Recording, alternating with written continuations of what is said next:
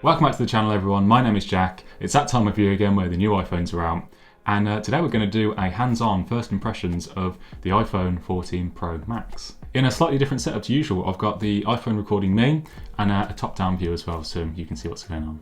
There are three big new features only on the Pros this year that I'm really excited to try out. The Dynamic Island, as Apple's called it. We'll get into that, it's a lot cooler than it sounds. The always-on display, and of course the brand new camera system. The latter of which I'm really interested to try out with all of my moment lenses and see if they still work, so I will be testing those out in another video. Definitely subscribe and hit the bell for that. And one last thing, the channel just recently crossed over 1 million video views, which is just incredible and amazing, so thank you to everyone that is supporting my channel. Now, let's get unboxing. This year there are 4 colours of the Pros to choose from. I've been rocking a white iPhone for my last couple of iPhones, the 10 and the 12 Pro Max. But this time around I'm changing it up and going with the new space black colour. As we open up the box, we have the phone itself sitting on top. There is of course no charger in the box, we just have a charging cable and some Apple stickers. And as we just unwrap it now, we get our first look at the new space black colour, and it just looks incredible. I love the colour of it. It just looks so sleek and so elegant, and it's a nice change from the white that I've had before. Let me know in the comments what colour you've gone for. The 14 Pros come in 4 capacities, doubling each time from 128 gigabytes up to 1 terabyte, the same as last year. I went for 512 gigs for anyone interested. From the outside, this phone looks very much like we've seen with the last few iPhones. But as we boot it up, we'll see we have this new cutout at the top here, the Dynamic Island as they're calling it. More on that in a moment. Both the Pros actually have ever so slightly larger screens now, as the display has been pushed even further into the edges, giving a subtly larger active area. Overall, the dimensions are roughly the same, but the 14 Pro Max is slightly thicker and heavier than last year. I'm upgrading from a 12 Pro Max, and here it is next to that if you're also upgrading from the same. And also next to an iPhone 10 as well. It's fun to see the evolution. I'm just going to skip ahead and get this set up, and then we'll look at some new features.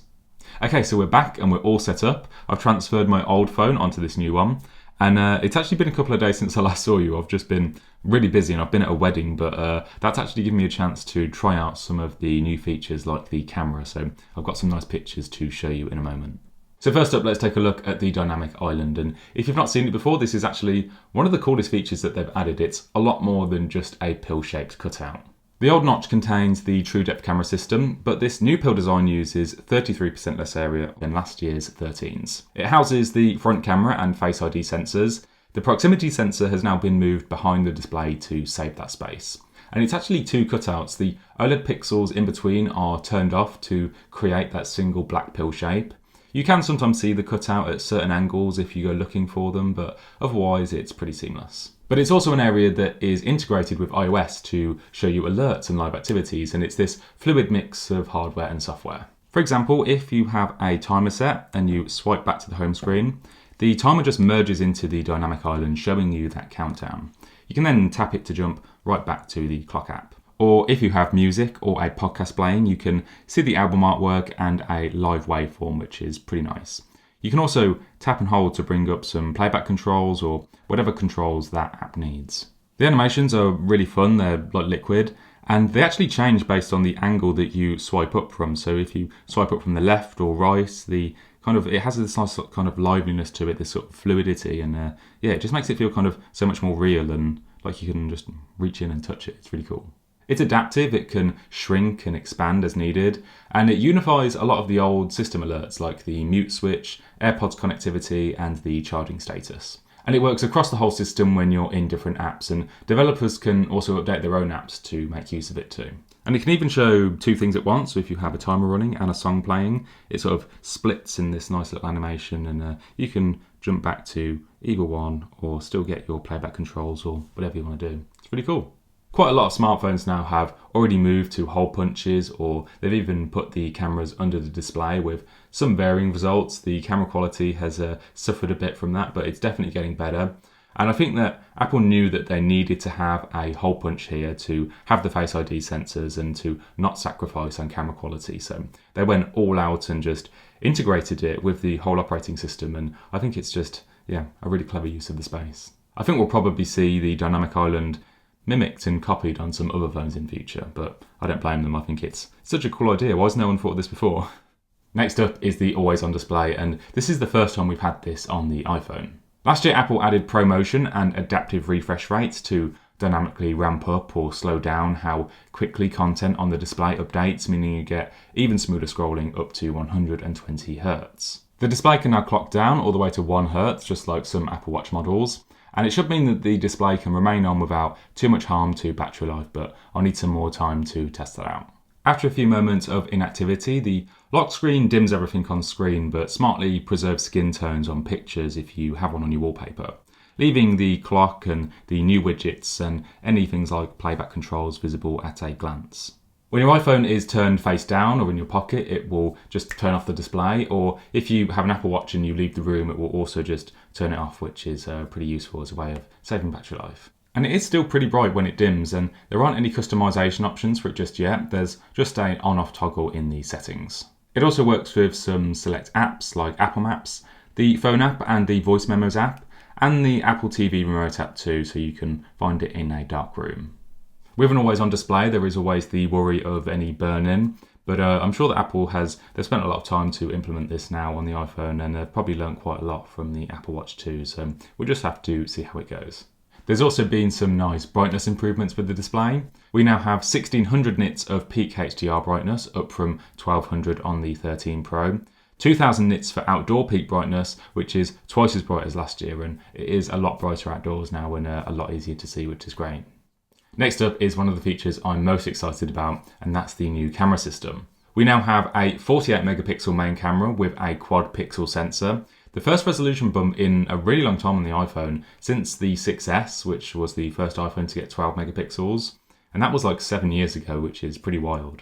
The main sensor is 65% larger than the 13 Pro, with a 24mm focal length now, so your photos will be a slightly bit wider than before. And while it is 48 megapixels, it actually groups each group of 4 pixels together and then bins down to a 12 megapixel output image to have better light capture. But you can shoot in the full 48 megapixels using Apple Pro RAW, which means you get even better detail and more room to sort of edit in post.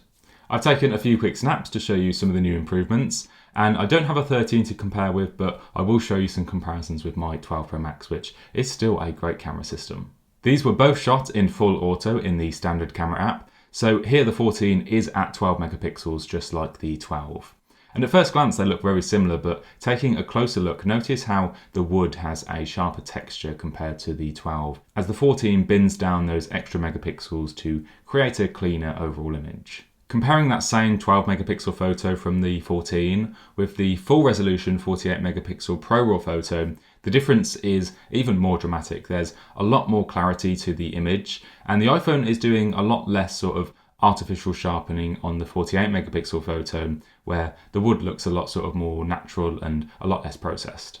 Here are a few more shots and comparisons. I'm really looking forward to shooting with this some more. I did get to test it out a bit over the weekend at a wedding, but it's worth noting that shooting in Pro RAW does disable live photos, and the files that it outputs are pretty large too compared to the standard photos. They're around 20 times bigger in some of the ones that I've had so far, almost up to 100 megabytes. So yeah, they're pretty hefty, and if you don't have a lot of storage, you probably don't want to leave this on all the time. However, that extra resolution does give you more freedom to recrop and reframe your images in post, or blow them up into a big canvas. There is still an option for 12 megapixel Pro RAW in settings if needed. As well as the old 0.5, the 1 and 3x zooms for each of the 3 cameras, Apple have brought back the 2x by cropping into those middle 12 megapixels on the 48 megapixel sensor.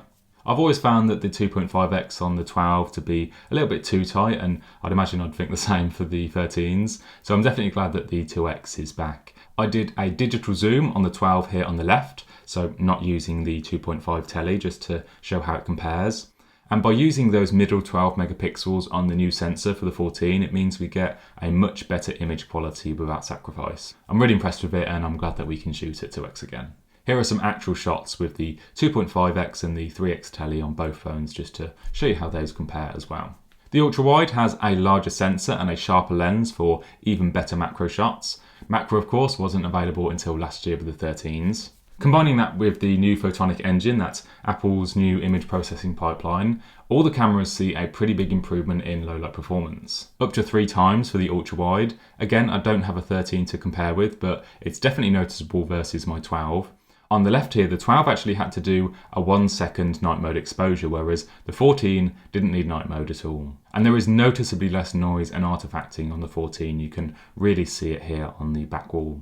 And there's up to a 2 times improvement for all the others, the main camera, the telephoto, and the front camera too, for better quality, less noisy, low light photos. The front camera now has a wider f1.9 aperture to let even more light in. And like the standard 14, the front camera on the Pros also gets autofocus for the first time too. If you want to see some more photos and videos from the 14 Pro Max, then head over to my Instagram or Twitter @JCKRGB, and I'll try and post some more over the next few days. The flash is now an adaptive True Tone flash that can change based on the focal length that you're shooting at, and it can reach double the brightness with better uniformity. I still need to test that out. In video, cinematic mode now shoots at 4K up from 1080p, which is a nice little bump, and you can also shoot at 24 FPS as well as 30. But there's still no way to lock off your white balance or your shutter speed, so that's definitely something that I think needs to be added. And I've not actually tried cinematic mode yet coming from a 12, so that's something that I want to try out some more.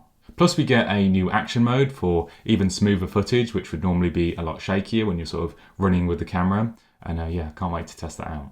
But interestingly, there's no 8K video this year, which I was kind of expecting if we were getting a 48 megapixel sensor. But I have a feeling that if we do get that, then it'll come when the iPhone gets USB-C, which might happen next year. As yeah, we still have Lightning on the iPhone, and it's really slow and just not going to be good for getting big files off the phone. So if we do get 8K, I think we'll get that when we get USB-C.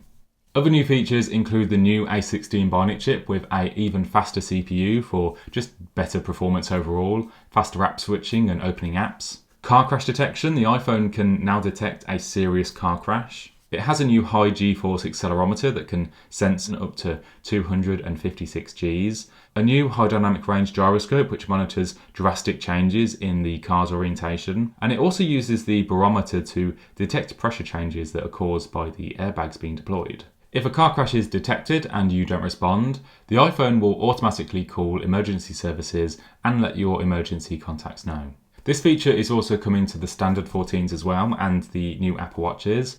And hopefully it's something that you never have to use, but if you do, it's nice to know that it could one day save your life. And staying in that sort of same area, the iPhone also has emergency SOS via satellite now.